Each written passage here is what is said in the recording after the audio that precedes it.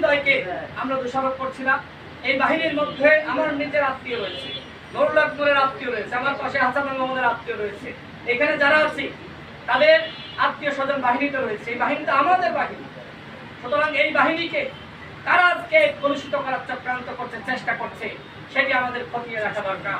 পাহাড়ে সেনাবাহিনীর উপরে হামলা হয়েছে, আমরা সেই হামলার নিন্দা জানাই, কিন্তু আমাদের উপরে যে ধরনের আক্রমণ করা হয়েছে সেনাবাহিনীর পক্ষ থেকে উল্টো আমরা দেখলাম সেই হামলার পক্ষে অবস্থান করা হয়েছে।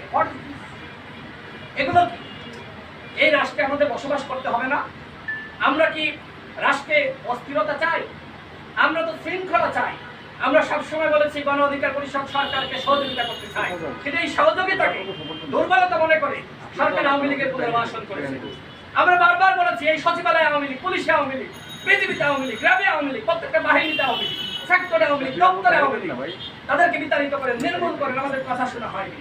যে কারণে আজকে পাহাড়ে অশান্তি, নুরুল আকবর হাসপাতালে এবং আমাদের আব্দুর রহমান তাকে অপহরণ করার চেষ্টা করা হয়েছে, তিনি হাসপাতালে।